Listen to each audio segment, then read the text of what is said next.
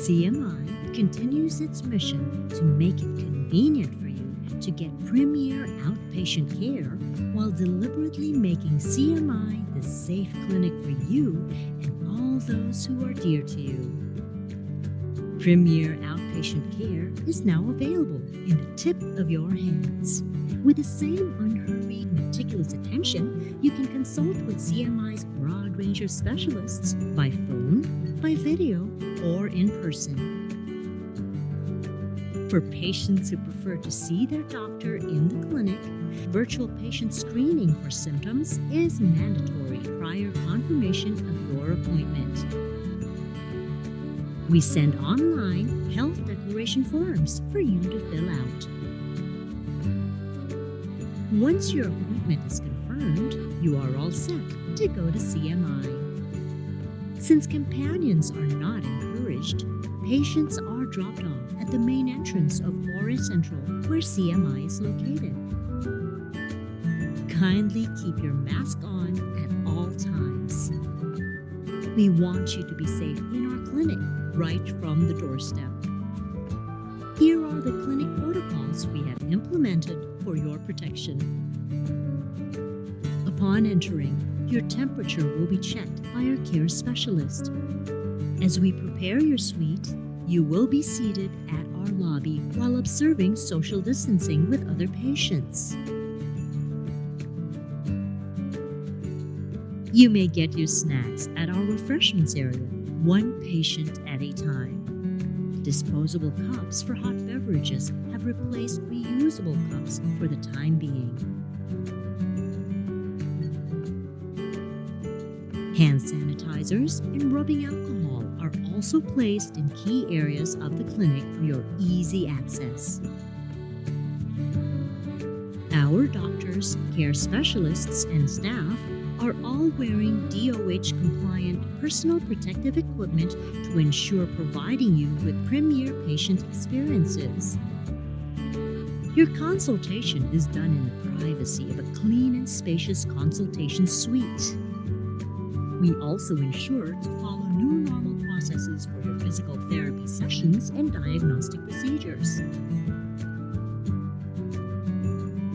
Aside from our dentist and full personal protective equipment, we also use aerosol suction machines and acrylic covers during your dental procedures. If your doctor prescribed medicines, you may veer away from crowded drugstores as we have our pharmacy in the clinic for your convenience.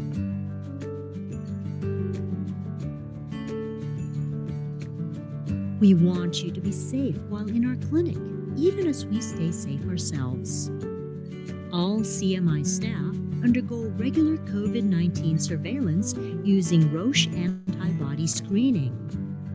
Lastly, CMI was conceptualized and built with your utmost safety in mind.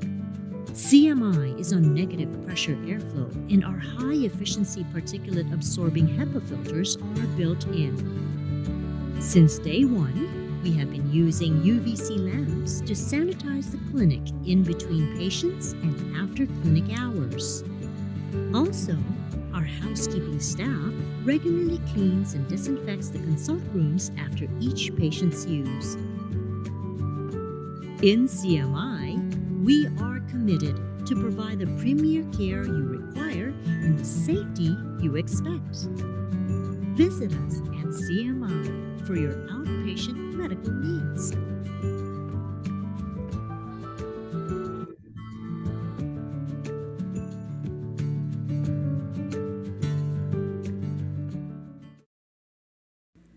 Good afternoon, everyone, and we hope you are well. Centro Medical International, or CMI, is a premier outpatient clinic located in the heart of BGC. With over 150 specialists and subspecialists on our roster, CMI continues to be here for your medical needs, such as specialist consultations, by phone, video, or in person, diagnostic procedures, and preventive treatments, such as vaccinations and checkups. No crowds, no queues, no hassle. CMI is the safe clinic for you and all those who are dear to you. CMI is open Mondays to Saturdays, 8 a.m. to 4 p.m. Visit our website www.cmi.care or visit our Facebook page facebook.com/cmi.care for the latest updates.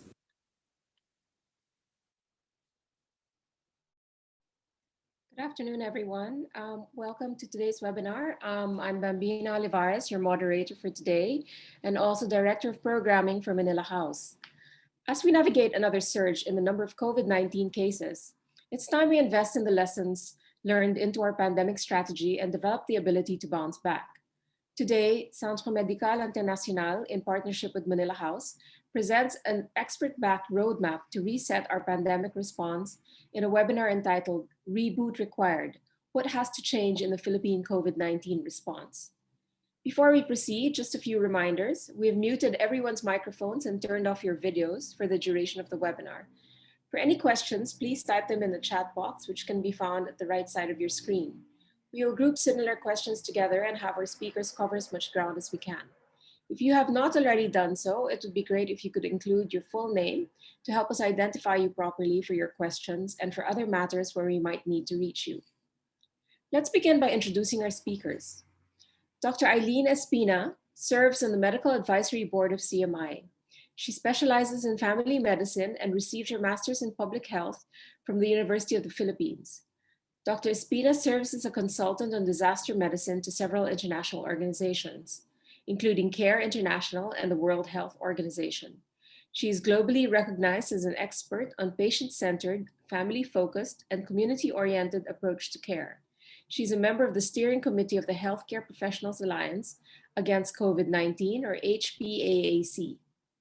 Dr. Michael T. finished his medical degree at the University of the Philippines, Manila, where he was awarded as the most outstanding intern in medicine, surgery, family and community medicine, and otorhinolaryngology. He completed his residency training in internal medicine and finished his fellowship in rheumatology at the UP Philippine General Hospital. And finally, we have Dr. Benjamin Ko, who is a practicing board-certified pediatrician and infectious diseases specialist. He is a graduate of the University of Santo Tomas and completed his residency at the UST Hospital. He completed his fellowship training in molecular and clinical pharmacology at Boston University Medical Center in Boston, Massachusetts.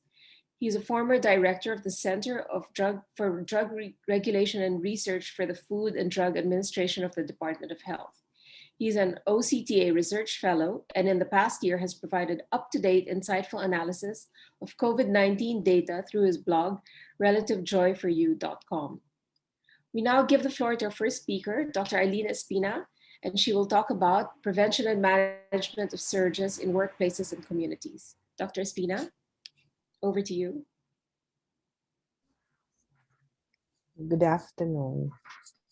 Kindly allow me to share screen.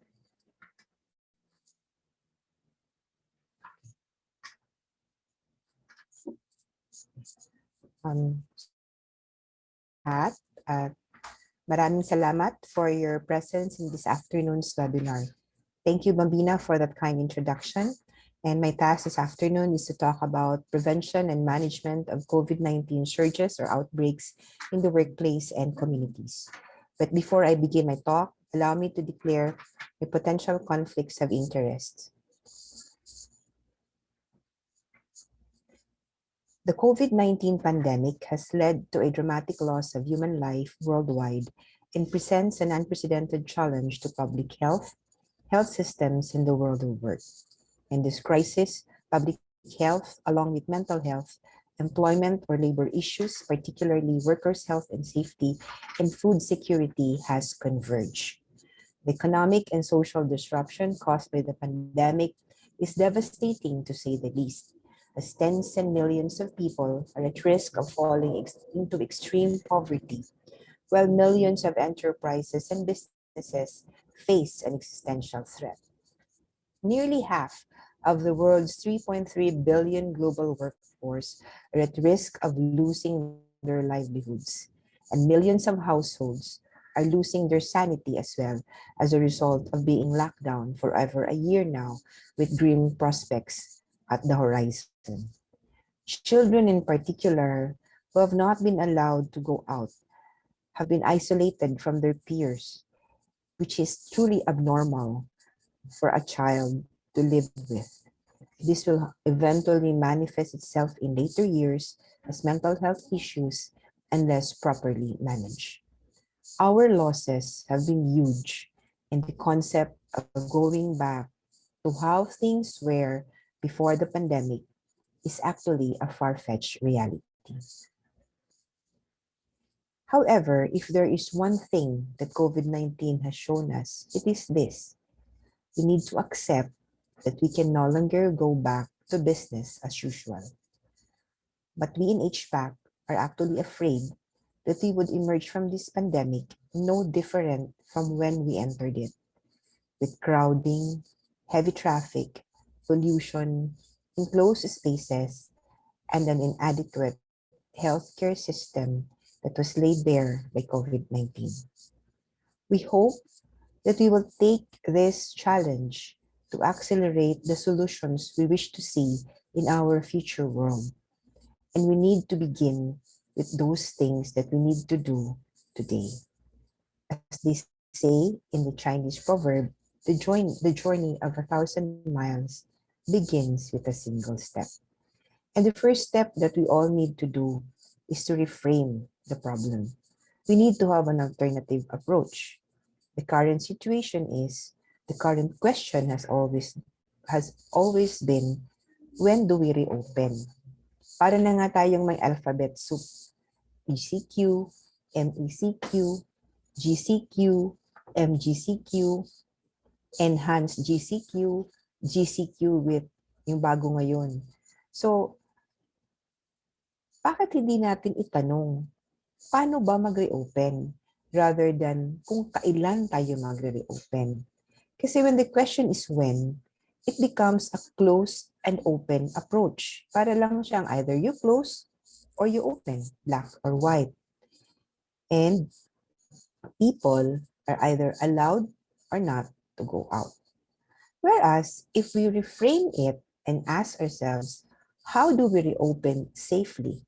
There will be shades of gray, and it will allow us to change the way we do things and together achieve a better world in a new normal. So this afternoon, hopefully we will be able to answer this question. What has to change in order for us to reboot our country's COVID-19 response? As a public health practitioner, my first answer would be, we need to secure the real front lines. Hindi po hospital ang real front line. Ang totoong frontline po ay ang ating mga bahay, our households, our communities, and our workplaces. Health is in the hands of the people. Tayo po ang solusyon sa problemang ito. Nasa kamay natin ang kaligtasan natin sa kalamidad na ito. We need to protect each other, especially the vulnerable. This is the time for solidarity. We need to understand that the things that we do actually impacts on our neighbors. Never has it been truer yung kantang, no man is an island. All this we need to do in order for us to safely reopen and for our economy to recover. So in line with this narrative, NEDA Planning Secretary Carl Chua proposed a change in approach from risk avoidance to risk management. Baka po kayo nagtatanong bakit may turtle? Because I believe that Carl Chua believes na yung kailangan natin is a gradual relaxation of community quarantine measures. Para pong yung race between the turtle and the hare. I believe what he is saying is for us to take slow but sure steps. Okay? Gradual relaxation of community quarantine measures, making sure that everything that is needed to keep us safe, are already in place before we move on to the next phase of reopening. We need to put in place po yung mga kailangan munang ilagay rather than wishing for things to magically disappear with a snap of a finger just because sinabi ng GCQ na bukas. Hindi po kasi mangyayari yun. Okay, we need to understand what he meant by risk management. What does risk management actually look like? So, ako po, as I am a disaster risk reduction and management practitioner, and I have been tutored by no less than Super Typhoon Yolanda. And because of that experience po sa bagyong yun, I have come to understand that using a risk management approach, okay, would include a deeper understanding of the pandemic curve in relation to the DRRM cycle. Yung DRRM cycle po has 4 steps: prevention and mitigation. So kailangan po nating ayusin ang mga dapat ayusin.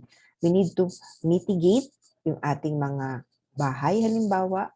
Tayo po ba ay mayroong enough spaces?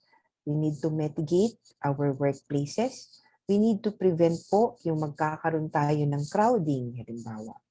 Then we need to prepare such that pag nagkaroon po tayo ng outbreak, kaya po natin siyang ma-detect agad ng maaga at makat po ang chain of transmission.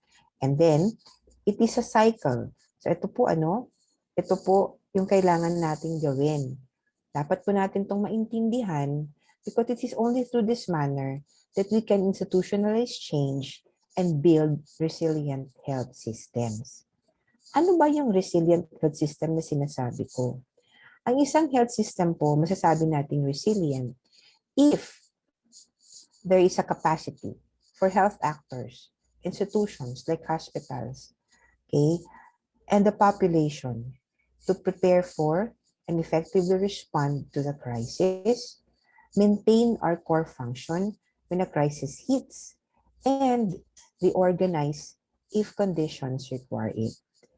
Isang taon na po tayo. And I would like to honestly ask you,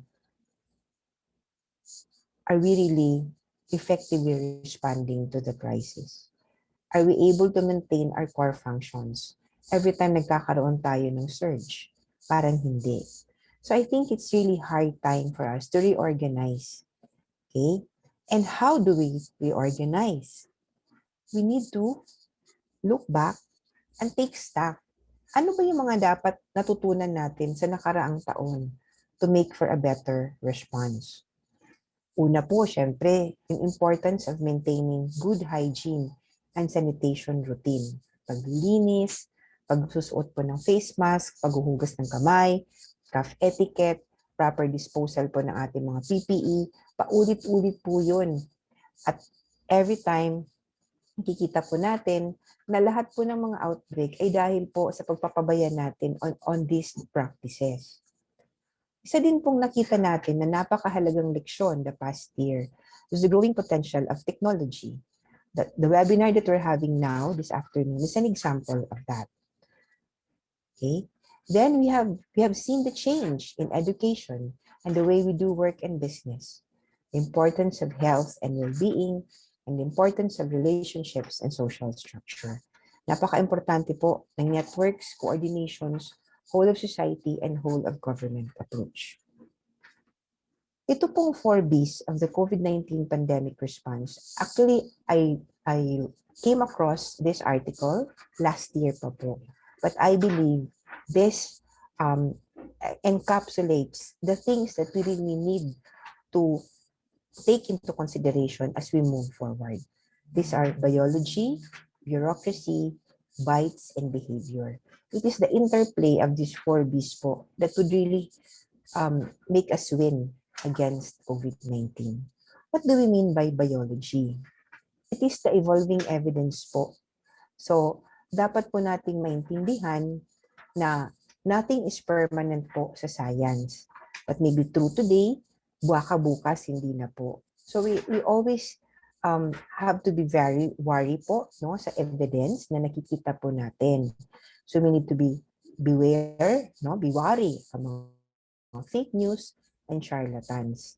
Alam niyo po ba, meron pong isang article on COVID na napapublish every 2 to 3 minutes. Ganun po karami.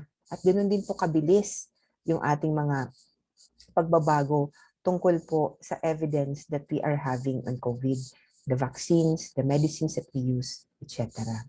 So dapat din po ang ating bureaucracy is guided by this evidence. So an example of this lang po, just to cite an example, is this implementing guidelines of it's a joint memorandum circular of these 5 government agencies, DOLE, DOH, DLG, Department of Tourism, and DTI. So ito po siya, it aims to give this safety seal to establishments, to workplaces po that are able to comply with these 3 things. And parang pareho lang naman po siya ng dati, except for this pang-apat po na requirement.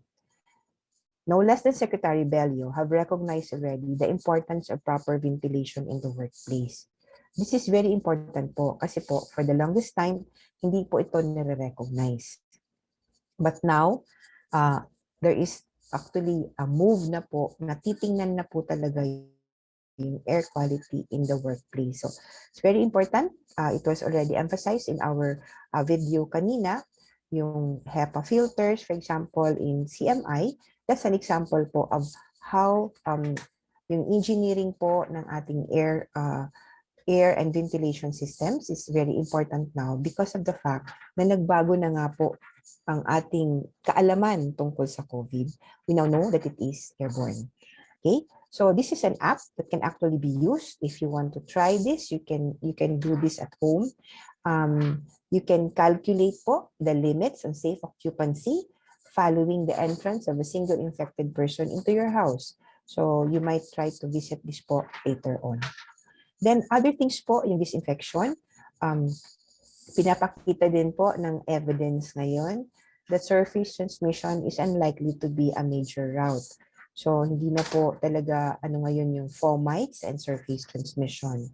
Then because of this, dun po sa living CPG, foot baths are no longer recommended. Misting tents are no longer recommended. The use of ionizing air purifiers and UV lamps are also not recommended. However, the use of HEPA filters as an option to improve air quality in indoor spaces with inadequate ventilation is suggested. So ito po yung mga titingnan natin in our workplaces. Ano po yung mga kailangan natin gawin para po maayos po natin ang ating ventilation. So aside from that po, ito po pareho pa rin. We need to wear the face shield and the face mask. We need to establish a referral system, proper waste disposal, and the designation of a safety officer. So dapat po in our workplaces and even in our barangay, dapat po meron nagko-coordinate with the appropriate bodies, government agencies for the referral, support on community-based isolation, contact tracing, monitoring of people who are in quarantine or isolation, and the implementation of return to work policies. So another pagbabago po on our guidelines, we do not require anymore a repeat negative RT-PCR test for discharge of immunocompetent patients. So symptom-based na lang po ang ating strategy. So based on this po, HPAAC actually recommends the adherence to apat dapat in all settings. We also called for the coordination and a unified response. Ibig sabihin, mula po sa IATF, NTF, hanggang sa liit-liitang barangay, dapat pare-pareho po ang ating pag-implement ng ating mga policy. There should also be inter- and intra-LGU coordination. We also pushed for the use of information communications technology to have an end-to-end test, trace, treat na integration po. So we are now working on this together with other agencies para po magkaroon po tayo ng end-to-end na digital solutions. We are also lobbying to ensure access for safe transportation and open spaces and the extension po of social protection towards universal healthcare and income support for those affected. We were actually already on our way, para po ma-achieve po sana natin ang universal healthcare. But according to Secretary Duque, the pandemic actually triggered, or supposedly paved the way for faster implementation of health reforms. Ito po, yung mga COVID-19 best practices, which are actually in line po doon sa mga provisions po ng universal healthcare law. So these promising and innovative developments in primary healthcare have actually been accelerated by this pandemic. And these efforts need to be further expanded in order to make our health system more resilient against future health emergencies. Health is actually an investment, and we need to work doubly hard in order for us to achieve universal health care. We need also to anchor universal health care on primary care strengthening. And in primary health care strengthening, we're talking about health promotion and disease prevention. We're talking about periodic health examinations, vaccination programs, and health-seeking behavior and health education. And we can we have that, we can offer that to you in CMI, because in CMI, we believe in preventive healthcare. And we are here to make that a reality for you. So thank you for your kind attention. Over to you, Bambina. Thank you so much, Dr. Espina. That was very informative.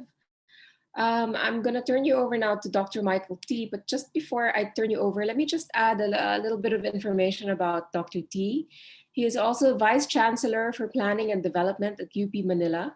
He's a professor of the College of Medicine, where he teaches physiology, rheumatology, and research.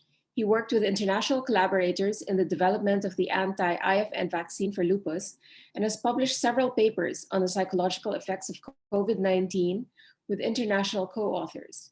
Dr. T is the lead author of the recently published guidance on the COVID-19 immunization of patients with autoimmune inflammatory rheumatic diseases. The validation study he conducted with UP, University of Illinois, and the Philippine Red Cross on the use of saliva RT-qPCR for the diagnosis of COVID-19 led to the DOH approval of this more affordable and less inconvenient testing procedure that has benefited more than 150,000 Filipinos since January 26, 2021. Dr. T, I turn over to you. Thank you. Let me now share my screen for a while.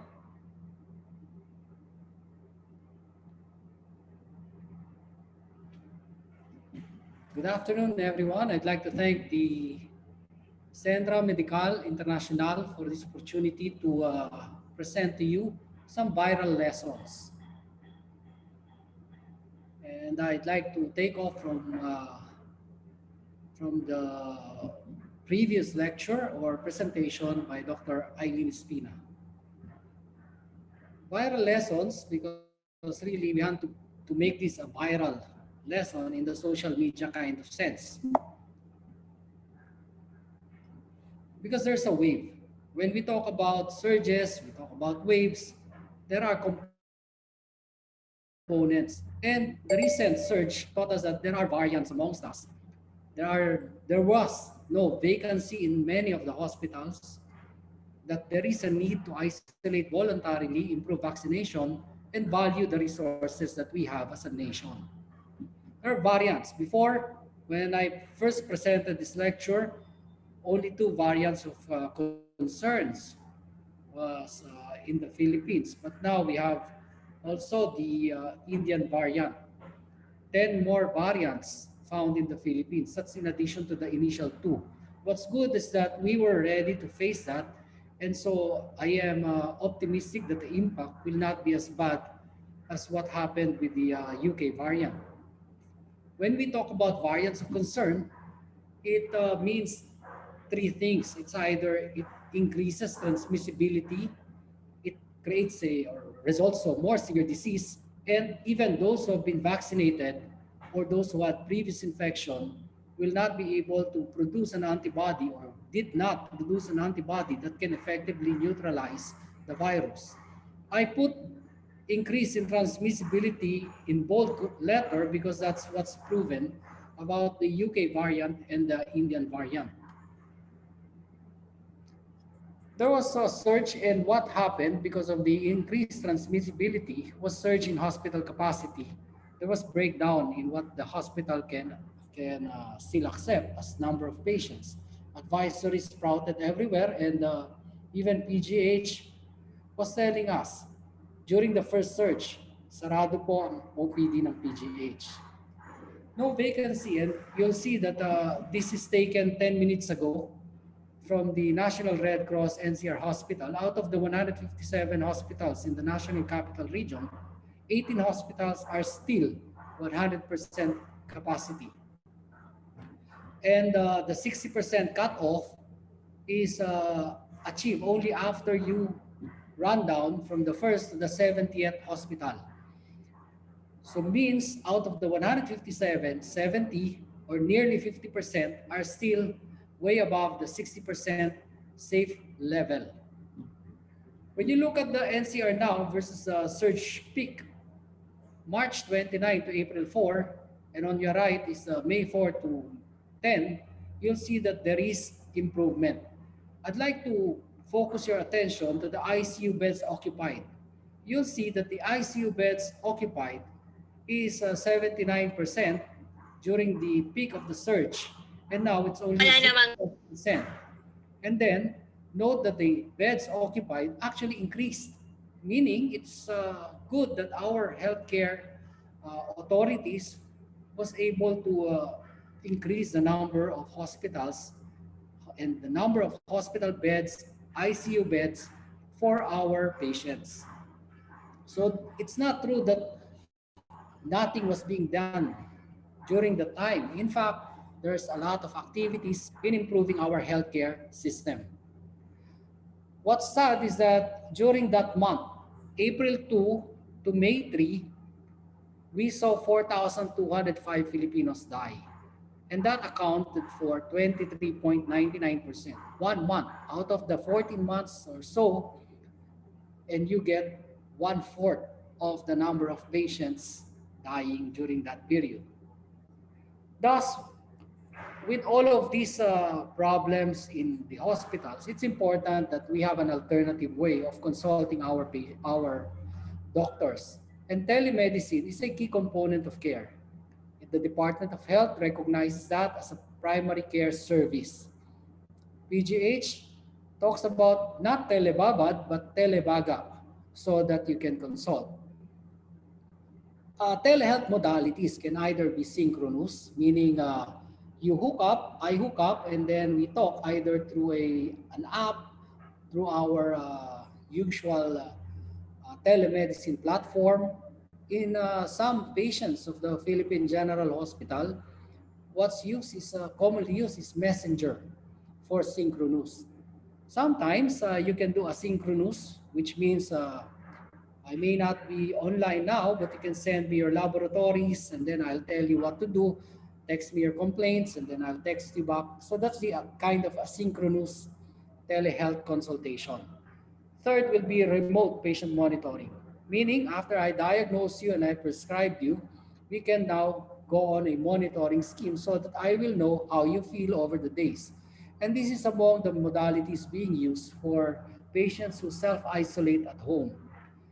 It's good that the CMI is able to provide teleconsultation because that lessens the load in the clinic as well as ensures that only those patients who do not have symptoms of COVID-19 are able to do face-to-face consultation.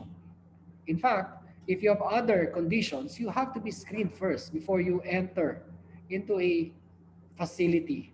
And teleconsultation allows us to pre-screen patients for that purpose. You have to disaggregate the COVID and non-COVID ill patients.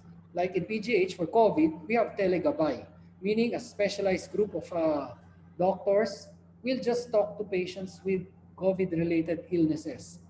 While CMI at this time is able to also help the non-COVID related consultations by specialists. Like if you have arthritis, how can that be related to COVID? So if Dr. Krista Rubio is able to do teleconsultations with you, then you might feel relieved. And if it's still symptoms persist, then you can be advised to go to her for any procedure that requires really face-to-face treatment because you cannot do procedures over the phone. Primary care and preventive care, including vaccination, is important. During the past year, I've been actively vaccinating, not for COVID because that's only for programs of the government, but elderlies who have to be vaccinated for pneumonia as well as flu vaccination. it's good that the pharmacy of CMI is able to supply those needs so that our patients do not need to go back and forth. Yes, I can vaccinate you tomorrow. No, in CMI, I will vaccinate you. Okay, can we do it now? Of course, we can do it now. So in all of these problems with COVID, testing is very important. That's why history and physical examination is always part of test. No, it's part of diagnosis. And the usual standard that we say is a nucleic acid amplification test, or what is commonly known as swab, and saliva. Mind you, it's only Philippine Red Cross has saliva test for nucleic acid amplification. Then there's rapid antigen and rapid antibody testing, which I will also discuss. It's important to detect the asymptomatic because indeed more than 1 million tests until December 31, 2020 done by Red Cross, we saw that the majority of patients, 90% are asymptomatic and only 9% are symptomatic, of which it is in pensioners, the more than 65 years old, who will present with symptoms. That's really based on this graph where you have pre-infectious positive for PCR. And this is the green that is very important for contact tracing. This green until the first area, the infectious, because it is the problematic phase where patients can become a spreader. You always hear spreader, and that's the spreader period. So saliva is important because it is able to detect even in asymptomatic and mild COVID-19 infection. And our own paper validates the use of saliva of the Philippine Red Cross. Even the Philippine COVID Living Clinical Practice Guideline of UP Manila tells us that saliva in RT-PCR is good. So DOH approved that, and it is available, cheaper, easier, and non-invasive. Antigen testing, we hear that. We are familiar with that, but it is useful only for patients who are symptomatic. If you're contact traced but still asymptomatic, then you still need to check it for presence of nucleic acid, meaning you do a PCR if it's positive. But if the patient is symptomatic, was exposed, then a positive test should be counted as infected for SARS-CoV-2. It is useless for asymptomatic or those without known exposure.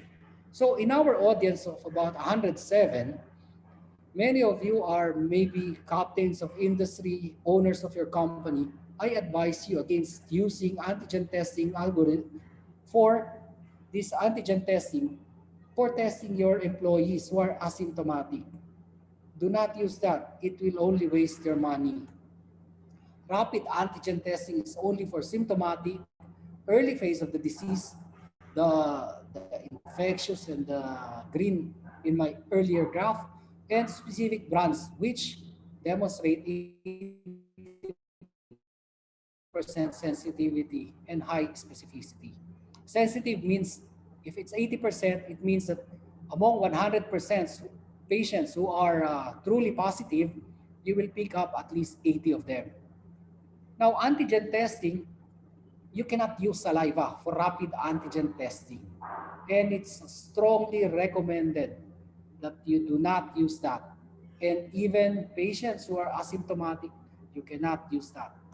I emphasize that because I really do not like to waste our resources on this. And Ma'am Aileen already talked about testing asymptomatic employees returning to work. You do not do RT-PCR after the patient recovers because you may get a positive test, but it means nothing because it may be a remnant that is no longer viable and non-culturable. What you need is to check for symptoms and for close contact. We need to isolate these patients voluntarily because look, if you are an owner of a company, your employees will be the less than 59 years old or maybe less than 65.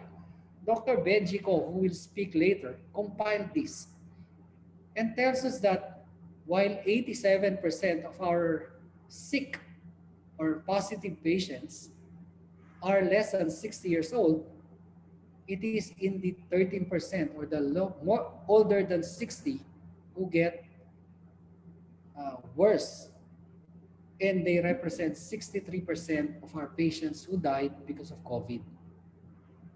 This inequality tells us that the vulnerable population has to be protected, and you protect them by isolating those who are infected.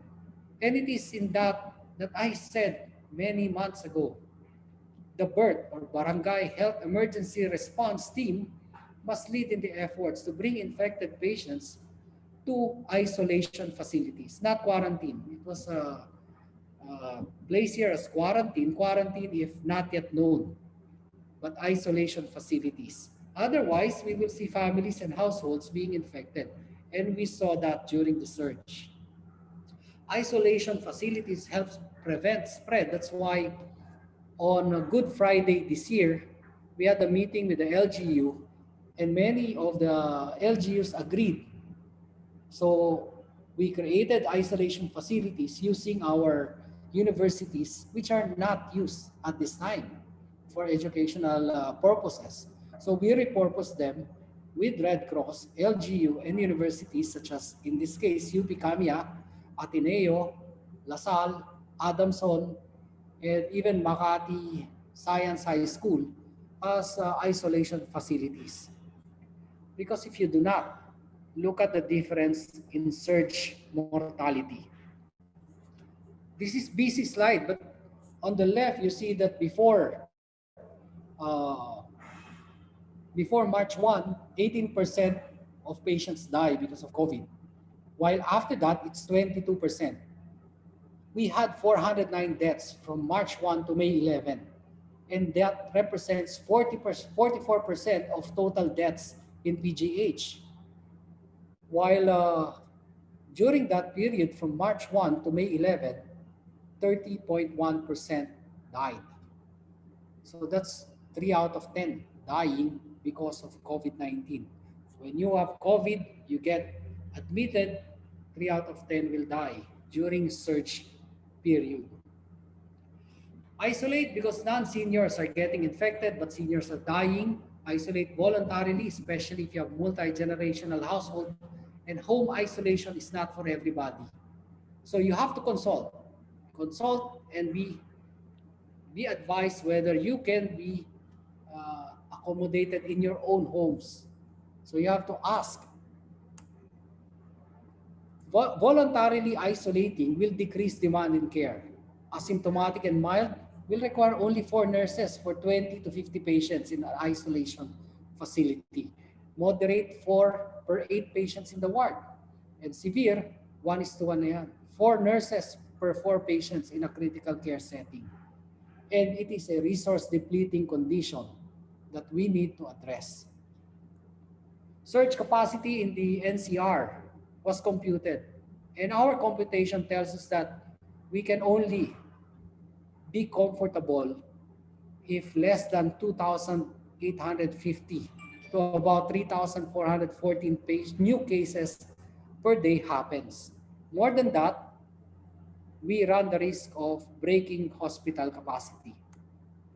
So we need to now work on improving vaccination, and I'm glad to tell you that in the last presentation by Secretary Galvez and Secretary Vince Dizon, they are saying that we might be able to get up to 21 million doses of vaccines by the end of June.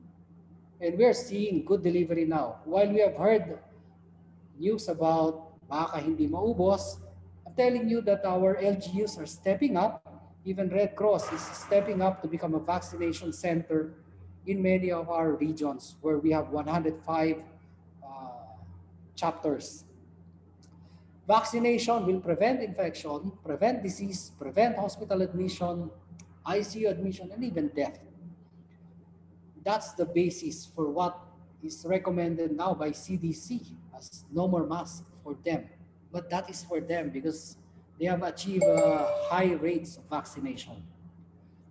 And because vaccines are preventive and not therapeutic, be aware that the stringent quality control is more stringent even compared to therapeutics, because you don't want something preventive to create a problem that you induce. Primum non nocere. So improve immune status, it should reduce circulation of the infectious agent and modify the epidemiology of disease. These are factors. If you ask me, what will I get the antibody? Really, it's a lot of social media talks on antibody testing, but maybe Dr. Ko will educate us more about that in relation to antibody production and T cell or memory cell response.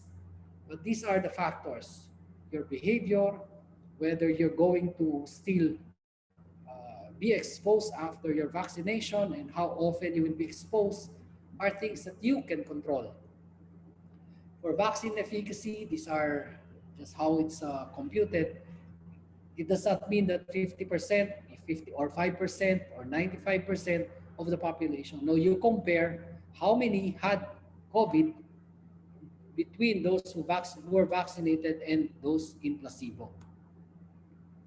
So the resources we value now, we have to talk about, because India valued its resources, meaning they're saying we'll keep our vaccines for now, we'll keep our remdesivir for now.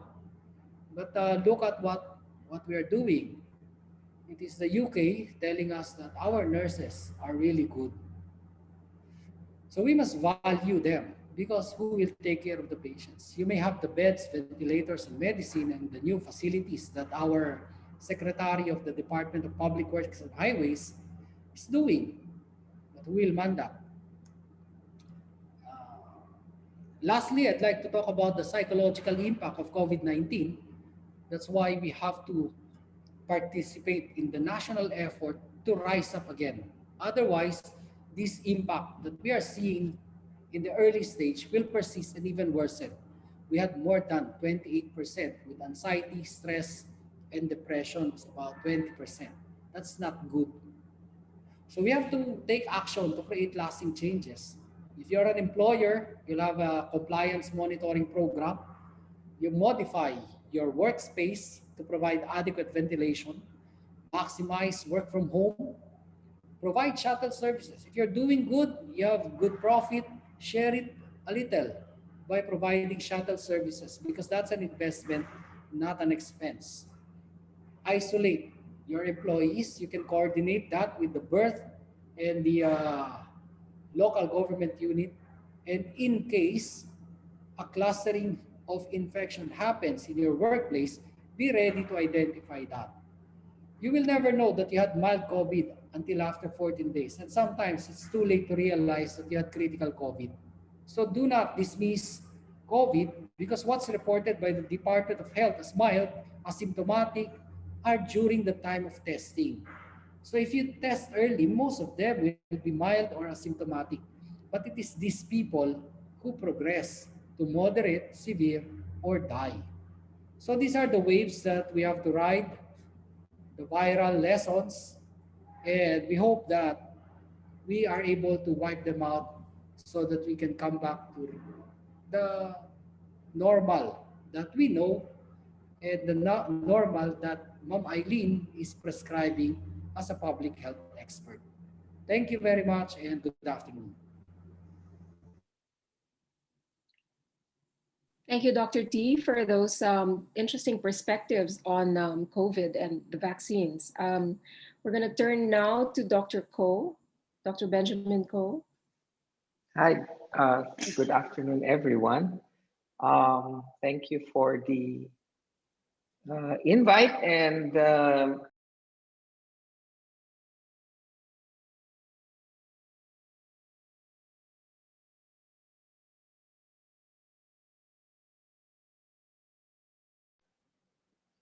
okay, thank you everyone for staying on.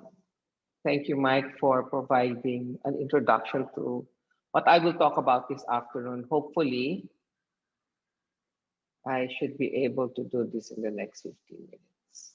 Okay, there's one conflict of interest that I would like to disclose. I am the principal investigator of an ongoing, well, of an upcoming clinical trial that is going to be conducted for the treatment of COVID. So with that, let me provide to you the objectives of the talk. The sequence of presenters are actually according to age. So I'm the oldest among the three, so ako yung huli. The basic objectives of the talk is to provide you an overview on COVID-19 vaccine development today. Some of you have listened to my previous lectures, and therefore we'll just talk about updates. Second is to elucidate on the challenges in the rollout of vaccines and the global vaccine shortage, which becomes the global problem is our problem as well. And of course, the most popular question that is asked day in and day out is, can we mix and match different vaccines? So we'll talk about the good, the bad, and the uncertain. Now, let me start off with bad news. And I'd like always to start off with bad news because the good news comes later. And therefore, let's put the things into the proper perspective when I begin with the New York Times lead story last May 3, that herd immunity is unlikely in the US. And experts now believe that. And I believe the same thing is in the Philippines and globally, because there is no end game to this. The circulating coronavirus variants, the persistent hesitancy on vaccines will keep this goal out of reach. I'm sure we all noticed that also in the Philippines, where you roll out one vaccine and a lot of people go and crowd for that Pfizer vaccine, but if it is a China-made vaccine, a lot of people will not go to those centers to get immunized. So the virus is here to stay, and the vaccination for the most vulnerable may be enough to restore normalcy, but that is all that we can do, restore normalcy, because herd immunity will be a very big challenge. And I don't think it is something that we see in the immediate future, rather than making a long promised exit, and the virus will most likely become manageable. It will continue to circulate like flu. It will still cause hospitalization and deaths, but it will do so in smaller numbers. And the virus is changing too quickly, more quickly than we have realized over 1 year. We've had variants of concern that have popped up. We have 4 in the Philippines, from 1117 to 1135 to 1617.2 to P.1. And we have a variant of interest, P.3, which is one that is homegrown in the Visayas. So the new variant spreading too easily, and vaccination proceeding too slowly for herd immunity to be within any reach anytime soon. And the virus is unlikely to go away, but we want to do all we can to check that it's likely to become a mild infection. So that's the reason why we want to emphasize on vaccination. We will not achieve herd immunity as a country until we have enough immunity in the population as a whole. And I'd like to emphasize that to the audience out there, that it's going to be very difficult to achieve herd immunity if everybody wants the vaccine for himself. There are people that ask me the question, I've had Sinovac, when can I get Pfizer? I've had Astra, when can I get Pfizer? I've had this vaccine, when can I get Moderna? Because I've ordered it. I mean, why do we want it all in all our bodies? And this is the first time I've heard people ask me that question. Can I get this after the next few months? When the next few months something arrives, herd immunity is not achieved in one individual. We have to vaccinate everyone out there. So vaccines are the way out, but no vaccines are readily available. And that's quite difficult to say that vaccines will be the answer to solving the economic problems in the pandemic. We have to remember that we need to share whatever vaccines are made available, And the current challenge now are the class B and E. So what does the future hold? If herd immunity is not attainable, what matters most is actually what Dr. T was mentioning, as Mike was mentioning a while ago. We need to bring down the rate of hospitalization and the rate of deaths after pandemic restrictions are relaxed. So where are we with vaccines today? This is as of May 15, and that's 4 days ago. On the current coronavirus vaccine tracker, we still are with 6 authorized and 8 approved, but I'll take a jab at a few of those that are in the early phases of clinical trial. And it's exciting because there are a lot of vaccines that will come into the picture eventually. And this is the most updated edition. Let's start with the last update on May 3 of Denmark announcing that it will not use Johnson & Johnson's vaccine after J&J and the US FDA has announced that there are the blood clot problems for the J&J vaccine are quite alarming for them. The beauty of the J&J vaccine, however, is that it's a single dose, but some of the countries are now considering that its safety profile may be problematic. And then you have also the authorization of Russia on its new Gamaleya vaccine. We've heard of Sputnik V. That was rolled out in the country a few weeks, last week and the week before. But they have approved a single dose version called Sputnik Light. So this is something that we want to, we're looking forward to, if they will donate Sputnik Light to us. You know, a one dose version of a vaccine is always welcome because it's very hard to make people return for immunizations. And the WHO giving EUA to Sinopharm last May 7, the approval of the US FDA on the Pfizer-BioNTech or Comirnaty vaccine for children 12 to 15 years old. Now, just because it is approved in the US for this age group does not mean it is approved in the Philippines for this age group as well. I think a lot of people say, approved na sa US, pwede na din sa Pilipinas. No, that's a change in label. And therefore, Pfizer will have to apply for that change in label locally.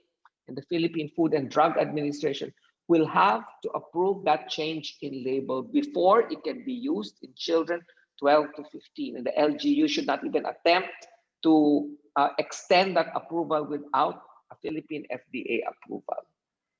Mga LGUs dito maraming their own kingdom kasi.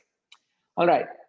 If you look at all of the leading vaccines that we have, all of them, except for Novavax, have EUA approval. So the subunit protein vaccine, Novavax, does not still have EUA approval even in the US. So let's talk about, in the next couple of 10 minutes left, I'll talk about what's coming soon. And it's an exciting field because some of these vaccines are already in phase 3. And CureVac's COVID-19 vaccine is also an mRNA. This is a German company. The beauty of CureVac is that it does not need to be stored in ultra low temperature. We do not need Zulig anymore here, no, for the ultra low temperature of Zulig. So what you need is you just keep it in the refrigerator, it's stable in the ref, and it sits for 24 hours at room temperature before it is used. So that's the beauty of this vaccine. It's an mRNA-based vaccine also. The trial readout expected at the end of May shows that CureVac will publish details on its primary goal of preventing COVID-19 across all various virus variants, and they will disclose efficacy data on the most common circulating variant of concern, which is the 1117.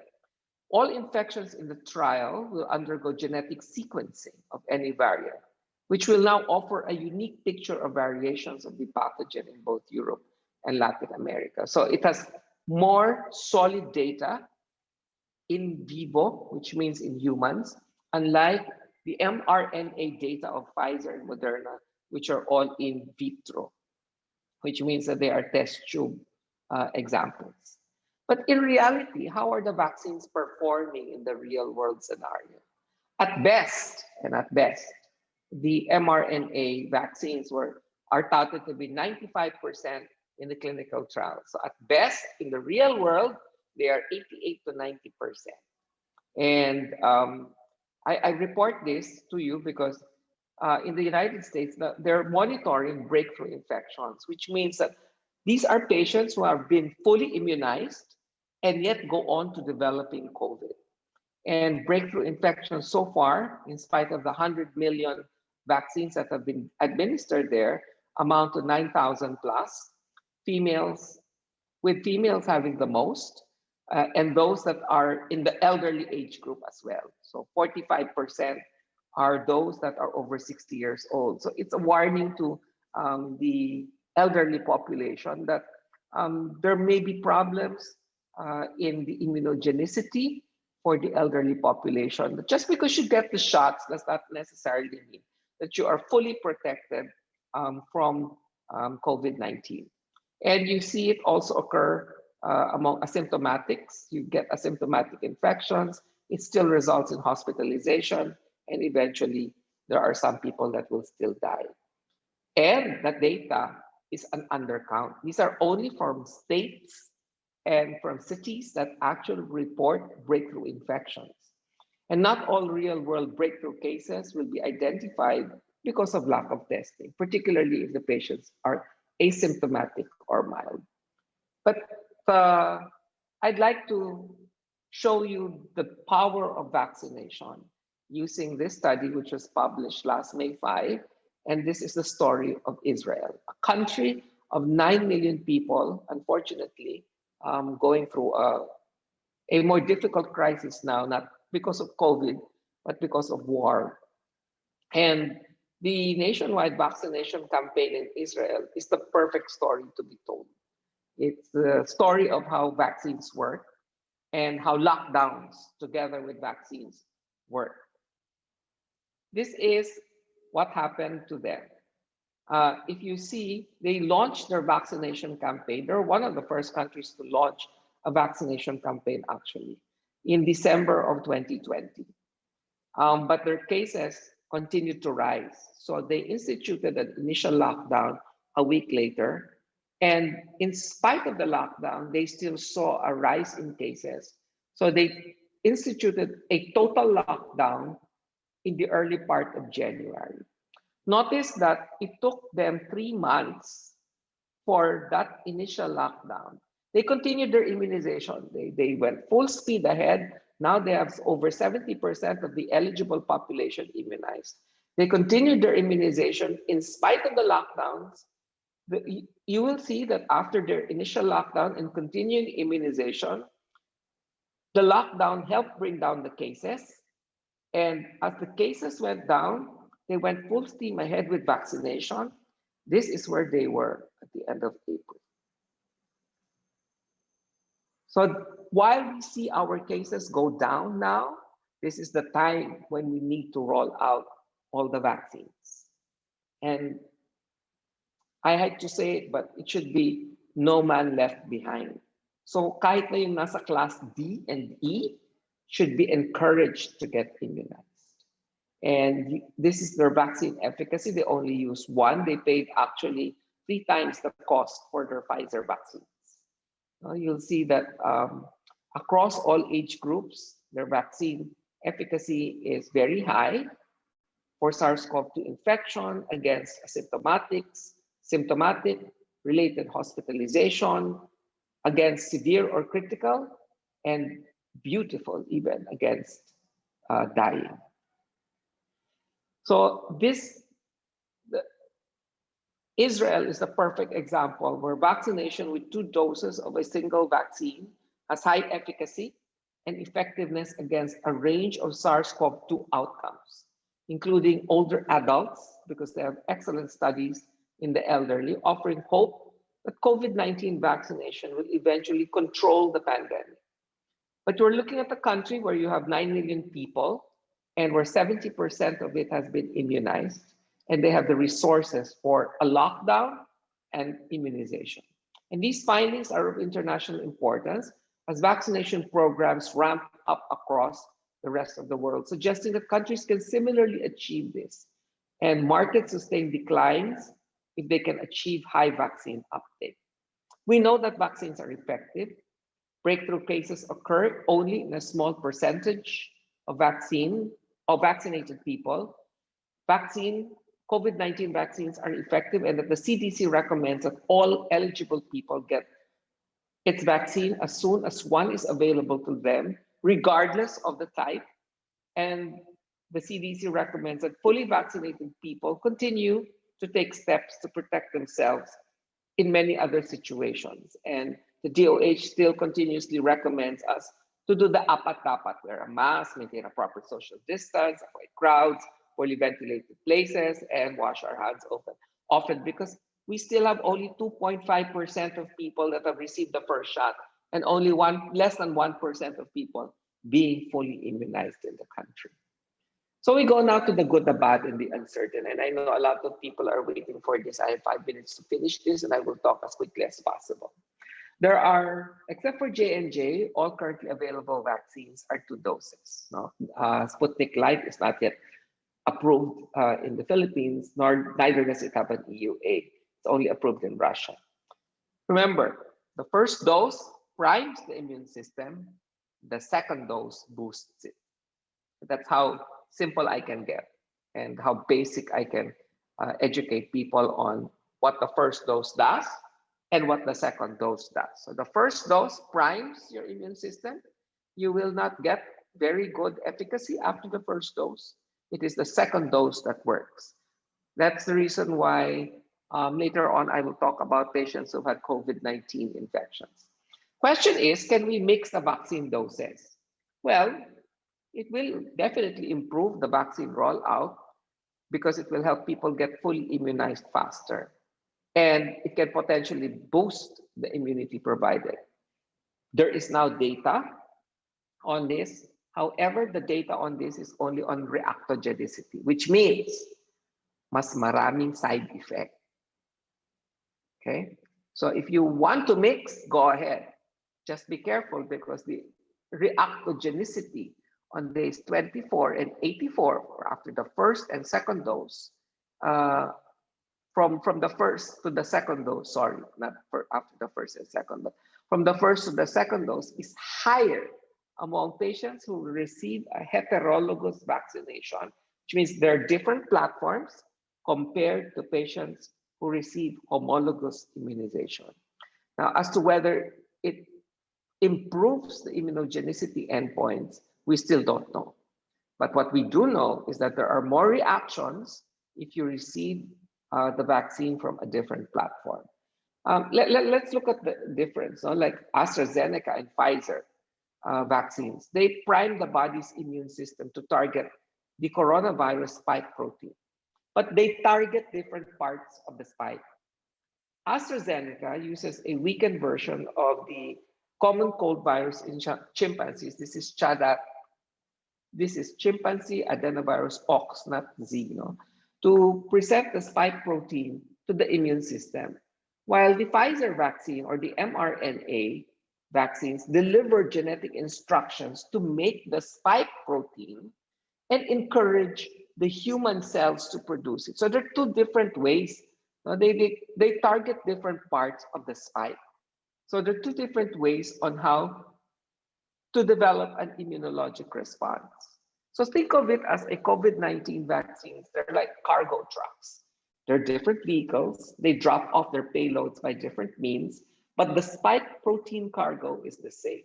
Theoretically, because the cargo is identical, the vaccine should, in theory, work well together. In simple sense, more than one arm of the immune system can boost the immunity on the whole. But then again, with the but is the safety issue. So in the real world, has this been done? Yes, like for example, the pneumonia vaccine. We start patients on the conjugate, which is Prevnar, and then give a boost of the polysaccharide, which is Pneumovax. Or the Sputnik V vaccine, for example, uses 2 different platforms. The first shot is a harmless cold virus, adenovirus 26, while the second shot is a scientifically engineered cold virus, which is adenovirus 5. So where does the skepticism lie? Well, the regulatory complication is the first.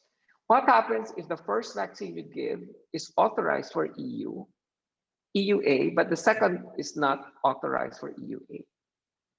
That becomes a problem. So for example, you get AstraZeneca, the Moderna arrives, but the Moderna does not still have EUA. What do? You cannot give the Moderna. You will still have to wait until the EUA for Moderna is approved. So that's just one example of a complication. And it is unknown whether the notion of using two different vaccines relying on two different underlying immunity boosting platform is actually counterproductive. And finally, the most important unanswered question is, will mixing it cause unwanted adverse reactions? We do now know that there are, for heterologous vaccination, there are more adverse reactions. You expect more fever, more pain, and more systemic side effects if you use heterologous platforms than if you use the same platforms. And that's only in 1,000 plus patients. What more if we now bring it out into the real world scenario? So there are clinical trials ongoing. There's one being done in the UK. That's where that initial data is, where they're mixing the platforms. There is one in Azerbaijan and Russia, where they're mixing platforms with Gamaleya and AstraZeneca. There is one being done in Spain, where the second dose is a Pfizer vaccine after the patients have received AstraZeneca as the first. And there is one being done in China, where CanSino Bio's adenovirus 5, or the viral vector vaccine, is being combined with Zhifei Longcom's protein subunit, which is the same as Novavax. So their second shot is a protein subunit vaccine. The first shot is an adenovirus viral vector vaccine. CanSino Bio is also now developing an inhaled vaccine, and Hong Kong is mixing Pfizer for the first shot and Sinopharm for their second. The last question is, if you've had COVID, do you need to get the complete dose? There are excellent studies now that show that there are various permutations. You can get a vaccine and then get infected in between. And I've seen a lot of patients lately that have gotten the vaccine, then get infected, maybe because of a crowded space where they get the shots in, and then eventually will need to get vaccinated. Or you can get the infection and then you get two vaccines later on. Or you can get the infection and then just get one vaccine. Or you can get the vaccine and then just get infected and then do not get the vaccine anymore. And data is showing now that you may not need to get the complete dose.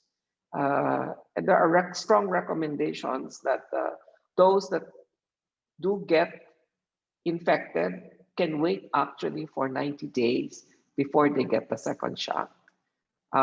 In the Philippines, I think that is one thing that they should promote instead of rushing people to get the vaccine after they've developed COVID. And that's because there is lack of COVID vaccines being made available. When there is paucity in the availability of vaccines, we put people who need the vaccine in the front of the line. And patients who have developed COVID already have antibodies against COVID, and therefore may not need the vaccine way ahead. And some of the studies have shown also that patients who develop an infection may just need a single dose of the vaccine eventually. But these are not standard recommendations yet. They're still in preprint. Some of them have been published, but this is an exciting time to see it. Last slide. Vaccines are able to prevent in large part severe diseases, but the challenges of variants is actually complicating the picture. We need to manage our expectations. We cannot expect miracles in spite of vaccines because they are from different platforms and may perform differently in the real world as we are seeing them now. But the third piece of the pie that is missing is treatment. So we have three sections of the pie. The first is the preventive aspect physically, which means we do the apat-dapat, the physical distancing, so on and so forth. The second part is the development of vaccines. That came very beautifully. Now we have 2/3 of the pie, and therefore we address the war against COVID in 66% with 66% armamentarium. In order to achieve 100% armamentarium, we need the last third of the pie. And the last third of the pie is treatment. Because once treatment is available, then that means this pandemic is wiped out. Because there's been progress in various treatment options with monoclonal antibody combinations, whether it's given subcutaneously or intravenously, the outcomes have been very good. We did not have that at the beginning of the pandemic. We have that option now. Unfortunately, it's not available to every Tom, Dick, and Harry. And then there are the antivirals, favipiravir and molnupiravir, are exciting times for antivirals. These are repurposed. They've been used for SARS, they've been used for Ebola, and they've been very effective in them. With one of them actually being given as prophylaxis. So it's like oseltamivir. No? Oseltamivir is an antiviral drug used for the treatment and prevention of flu. So once you start symptoms and take it early, the symptoms are actually mild among high-risk patients, and for those that are exposed, do not go on to developing influenza anymore. And you have also the J kinase inhibitors. Those are the NIBs. Baricitinib is one of those perfect examples. So addressing mild and moderate infections early on can stem the progression to severe disease, and we will not need ICUs and ventilators eventually. And of course, the wave of the future is the combination of several vaccines, including flu and COVID-19. And there is a need to plan for new surges and other outbreaks and pandemics. That's the lesson that we all learned this last year, because this pandemic will not be the last. Salamat po. Thank you so much, Dr. Ko. That was kind of an ominous warning at the end of your presentation. But as you say, we have to learn the lessons from this pandemic and apply it should the next one come along. We should be more prepared for it. We have quite a few questions here. I'm going to direct them to all of you. Maybe Dr. Ko, you can answer this. There's talk about a booster for the vaccinations. So, later on, like if you take, I've heard actually people say, oh, after 6 months, I've taken Sinovac, but after 6 months, I'll take the Moderna or Pfizer. Is there any science to this, or will it become mandatory at some point? Well, we don't have data yet. There is a preprint, no? And I've been going through some of the preprint data, which show you that we may not need boosters eventually. As a matter of fact, and I'm basing this from the HPV studies. No? I'm part of some of the HPV studies, the human papilloma virus. You see, the girls get the vaccine during the 9 to 13 years old, okay? And you will see that the antibodies will wane significantly after they get their second shot. However, when they get exposed to HPV, you see that the immune response is well all the way up to the roof, which tells you that we may have waning antibodies eventually, but when we do get exposed to COVID later on, the protection will still kick in. So I'm not quite happy with requiring boosters for now. I would probably wait for more information later on. Okay, but corollary to this is, someone is asking what your opinion is on the studies emerging that Sinovac's real-world efficacy is much better than the initial clinical trial results. Because I think a lot of people I have no comment for that in the meantime. Sinovac has kept quiet on its publications for real-world data and for its phase 3 clinical trials. So each of the countries have actually that roll out Sinovac have done individual studies on its own. and they've used immunologic endpoints, which I am not. Mike T should be able to answer that. I'm not really comfortable on the immune endpoints that some of the companies use and some of the clinical trials investigators, not companies, clinical trials and investigators use as endpoints on immunity. So I'd like to see a better antibody epitope endpoint rather than just using antibodies itself. Mike, you might want to answer the question. Yeah, there are many components. There are many components in the vaccination response. Antibody production is just one of them. What's also important will be the development of memory T cells that can be called upon to be reactivated upon repeat exposure or real exposure to the virus. Remember that the vaccine will have protein components or induce you to develop protein components so that you can make antibodies against them. And then when there is no encounter, the antibodies will wane and be lost, undetected. But if you now reintroduce the same or similarly looking antigen, then the antigen presentation will wake up those sleeping giants of cells and create the antibodies for response. And these antibodies will now opsonize the bacteria, the virus, or any pathogen for that matter, and start eating them up and neutralizing them.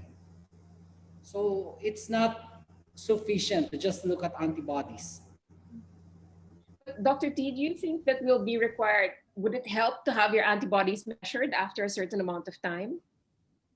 No, it doesn't mean anything. If we do that, what is the level that's going to be acceptable? Yes. Yeah, the question is, Yeah. what level will be acceptable? If it's already in the waning period, and you don't know what's good or from what level you had, it will only create anxiety. And that's a useless anxiety. I think there's some concern about being able to travel, right? Because some countries have said that, and I think that's going to change because you can't do a blanket thing and say only people vaccinated with, for example, Pfizer or Moderna or AstraZeneca will be allowed into their countries, whereas there are other vaccines around. But I'm just wondering in terms of real life, if maybe Dr. Espina, you're aware of anything on an intergovernmental level of restrictions regarding international travel? Well, each country is supposed to make their own rules regarding their border control and security measures. And for example, in the US, they have vaccine immunity passports, but in the Philippines, they're not being honored. So for each country, it's really each country to its own. It's just like here in the Philippines, the IATF makes a policy, but each LGU is given the leeway to craft their own local ordinances, local policies with regards to the COVID response. And actually, what should be clear is the science behind it. There should be a clear interpretation of like, when do you use an antigen test? When do you use an antibody test? And then you contextualize it based on the conditions in each particular LGU. So there's no really something set in stone as far as policies are concerned. But if you're vaccinated, let's say you've gotten both shots and you travel, would you still need to present a negative PCR to be allowed on a flight? Is there any guidance on that so far? Or do you have to wait until a significant percentage of the population has been vaccinated? Currently, the guidelines for us here is that you, even if you travel to the US, they would require you to present a negative RT-PCR test like 48 hours before you board your flight. So at the moment, that is the policy. We don't know how it will evolve in the coming days, if we will be able to achieve herd immunity. But listening to the lecture of Dr. Benji Ko, herd immunity seems to be so far-fetched as an ideal. So we really can't say anything definite at the moment. Everything is evolving as we speak. And we do know that there are people who've flown abroad to get their shots, right? Because they were waiting and waiting here. They didn't want to take this, they wanted to take that. But they still are required to do quarantine once they get here, right? I think DOH has in fact increased it to 10 days, if I'm not mistaken. It Yeah, has been decreased. It has been decreased actually. The quarantine period has been decreased. Right, Mike? Doc Mike, no? There uh, is now a test-based strategy for that. The returning OFWs, they are now quarantining for 7 days. And then on the seventh day, they get an RT-PCR. And if it's a negative, they are allowed to be discharged from quarantine, but with strict instructions to strictly adhere to the minimum public health standards and to still monitor themselves for any symptoms that might develop within the next 7 days to still complete the 14 days quarantine period as originally prescribed. Dr. Mike, you want to add something? I'll add something. You know, quarantine and border control has its own function. And one of the functions would be to prevent the entry of variants. Because we do not know whether a variant of concern will emerge. And whether a variant of interest now, meaning just a variant without any harm, can evolve and still evolve in terms of our understanding. The virus will no longer evolve. It's already a variant, but our understanding of the virus, its variant, will evolve and allow us to say that it is going to increase spread, transmissibility, it is going to cause more serious death, and number three, it will evade immune response. So even if you're vaccinated and you're exposed to a variant of concern that evades immune response, you have the risk. That is why in the race for immunity or herd immunity, we all have to be in the race. You cannot say, I'll be left out, because if you're not vaccinated, you are a petri dish for variation. You're a petri dish for mutation. So you may not die of it because you're young, you don't have comorbidity, but what about your parents? Even if they are vaccinated and you became the vessel for that variation, you pose a risk to those around you. So please, those who are listening now, tell your tell your friends, tell 10 of your friends to be vaccinated and tell them to tell 10 of their friends. That's the only way we can advocate for vaccination.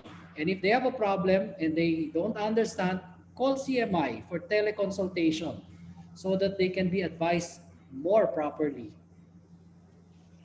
What about, I think also the rollout, the vaccine rollout here in our country has also emphasized a lot of the problems. We're an island nation, and getting the vaccines to other islands and provinces has also been quite challenging, right? There was a thing about a bangka capsizing that had the vaccine. So what else could we do as a nation on a, either LGU or departmental, level One, to one, uh, do that?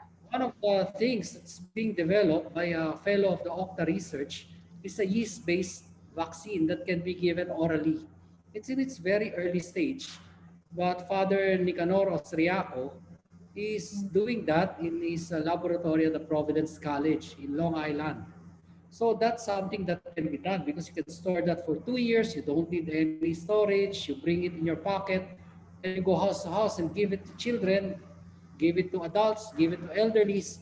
Of course, everything that I'm saying is speculative because while they have expressed the spike protein in the yeast, you now need to do clinical trial, phase 1 clinical trial, or even preclinical trial. No? So it has to be done in mice and then in men. Only then can we say, yeah, it's good. But as the number of cases go down, doing a vaccine trial becomes more difficult because you need a certain number of positive patients in the vaccinated and the unvaccinated to have the power to say this is the efficacy. So you cannot use it when your positivity rate is very low.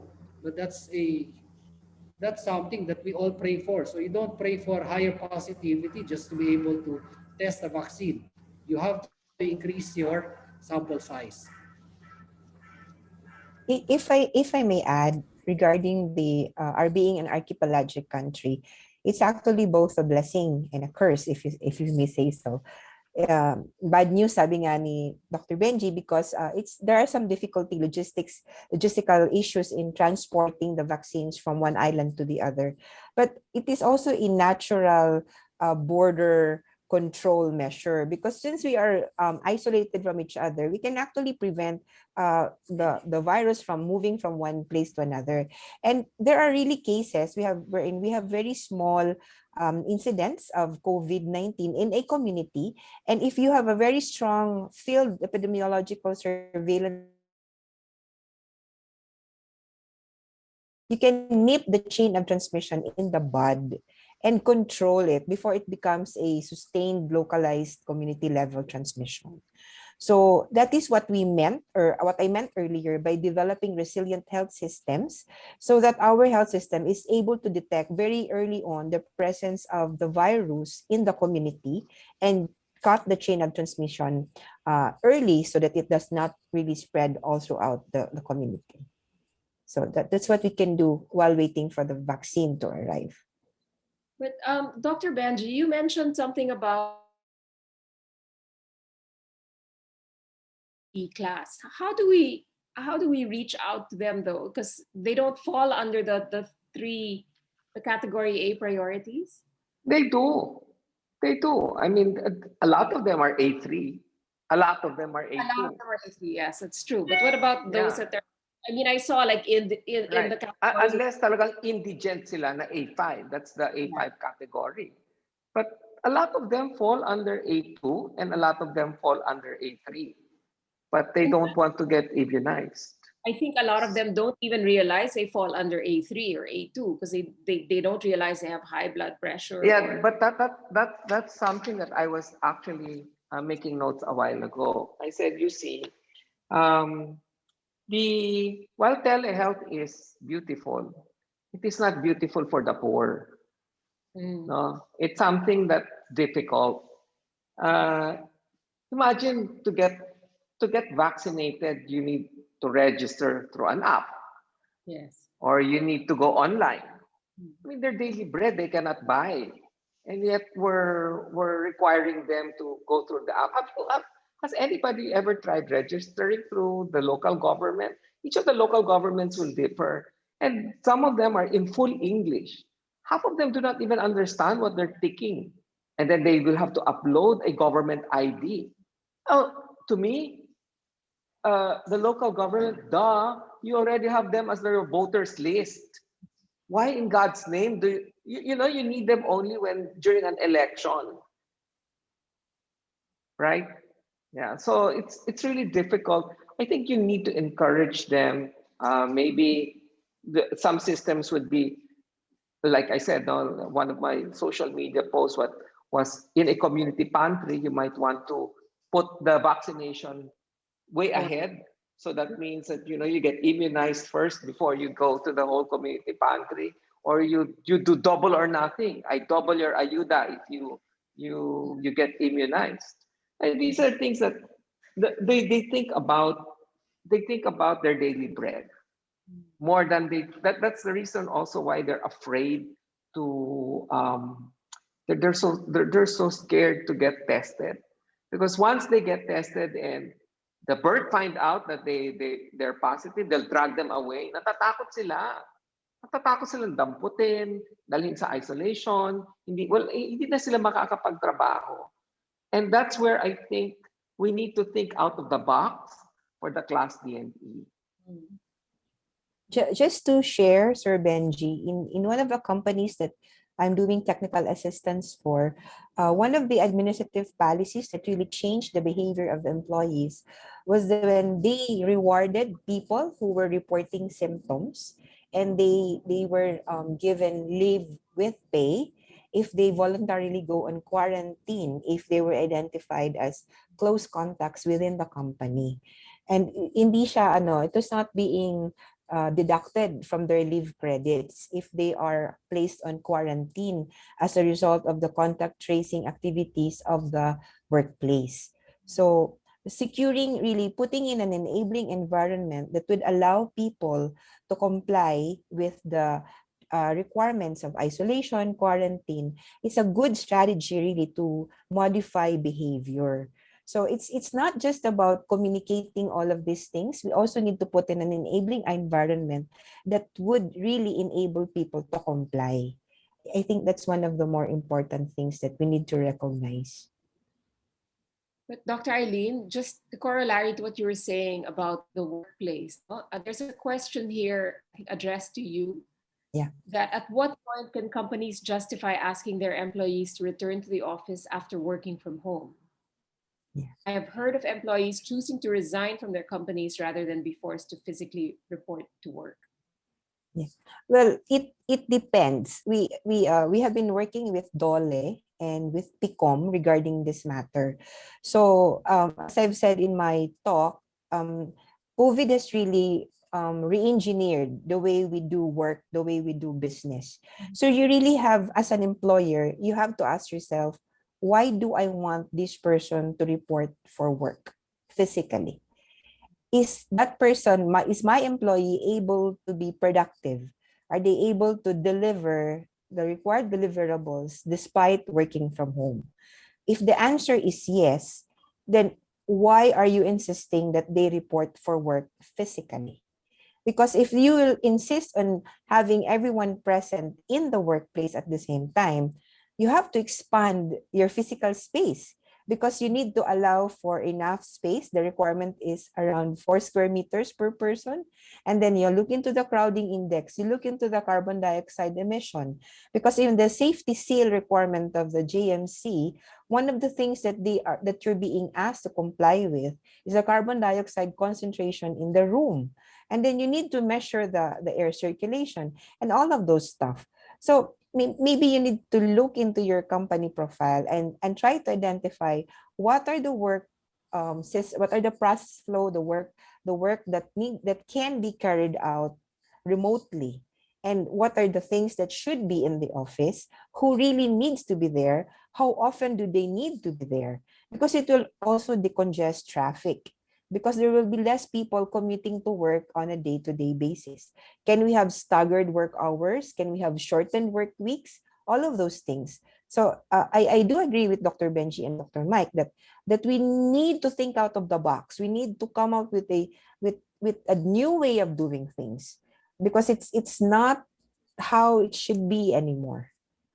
Yeah. So Yeah, can I say something, Yes, of course. Bambina? Can I say something? Yeah, I get one of the things that I usually get as a complaint from moms and dads are HR people that insist on requiring a negative PCR before some of the people are able to go back to work. I do not know where they get that from, and maybe they need to consult with they need to get a doctor on board. But that it's, that company can get sued. That's against DOLE practice. And I warn the companies that do this, that you insist on requiring a negative swab before a patient is able to return to work, because some of the patients may still remain positive even after the third or fourth swab. I have patients that are still positive after 3 months. And that does not mean that you're going to put the patient, make the patient stay at home. Uh, Unfortunately, that's the way the technology of PCR is. Unfortunately, it's not able to determine whether it is a live virus or it is skeletal remains that remain. And that's the reason why we go through the process of making sure that the patients are examined by physicians, and it is up to the doctor who gives the permit or allows the patient to go back to work. That is more important. I think we have time for one more question, and it's related to what you said, Dr. Ko, but this is directed to Dr. T. If you've recovered as an erstwhile COVID patient after the lapse of 14 days, when is it advisable to undergo a swab test as continually? Number one, it's already stated that you do not recommend a test before asking the patient to return to work. Number two, the other question I'd like to address is a difficult question, but at what point can the company justify? It would be that the work itself cannot be done at home anymore. Because if you can do it at home, it is best to allow us, an employee, to do it at home. But if you have sensitive materials that cannot be brought home, by all means, you're justified to bring them back to the office. Number two, you should be able to prove that you comply with all the occupational safety and health requirements mandated by the Department of Labor and Employment as well as the Department of Health in joint circular. You have internal audit in your company that can audit your system to do that. Third, you must have proven that you have a system to detect and isolate employees who have a virus in them. You cannot just let them work and then have no monitoring system because your workplace may be compliant, you might have the good ventilation, you might be opening windows, but your employees can get the virus not at work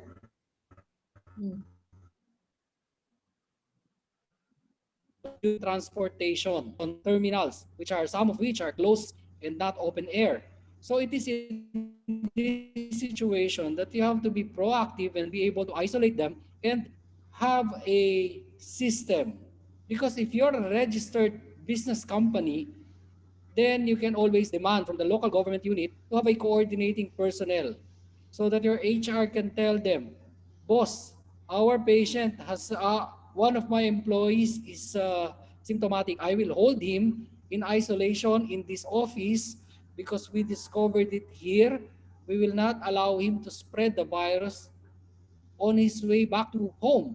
So please pick him up here or I will have an ambulance send the patient to your isolation center for testing and then isolate him back again here.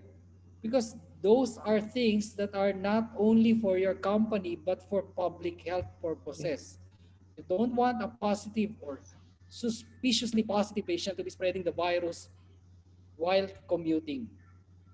So And I know that the audience of CMI are not the class B or class C, but the class A. And you can always invest in good company practices that will allow you to get the best out of your people. As the ones yes. the ones Go ahead. described by Dr. Mikey, actually, that's the duties and functions of the designated safety officer, which is a requirement of the Joint Memorandum Circular. So you need to have a designated safety officer. We would even recommend having an emergency response framework in place and then having a way to screen and do have a triaging, effective triage at the entry point of the company so that at that level, you're already able to screen people who are not supposed to enter the company because they have symptoms or have been identified as close contacts in their community. And then what we also recommended is that we link absenteeism, like if they do not report for work, the HR should call them why they're not reporting for work because for all we know, they might already have been identified as a close contact because of somebody in their household or in their barangay has been identified as a close contact. So it would mean that the workplace where that employee is currently working on may have been potentially seeded with the virus. So it would trigger now a lot of activities in terms of disinfection and IPC in the workplace in terms of sanitation and disinfection. So all of that is the within the purview of the designated safety officer. And most of all, having a business continuity plan is also very important because you need to be able to identify what are the triggers for you to activate your business continuity plan, because in the workplace, it is very important to ensure that your productivity will not suffer, because it will result to the, to damage to your brand integrity if you're not able to deliver on your production and things like that. So it's very important to do that for corporate public health. Thank you, Dr. Aileen. I would love to go on, but unfortunately, that's all the time we have today. I'd like to thank all our speakers, Dr. Aileen Espina, Dr. Michael T., and Dr. Benjamin Ko. And thank you, everybody, for attending this webinar. If you want to reach out to any of the 3 webinar speakers, you'll find CMI's contact details on the screen right now. CMI is open Mondays to Saturdays, 8 a.m. to 4 p.m. and visit the website at www.cmi.care or the Facebook page at facebook.com/cmi.care for the latest updates. Thank you, everybody, and stay safe.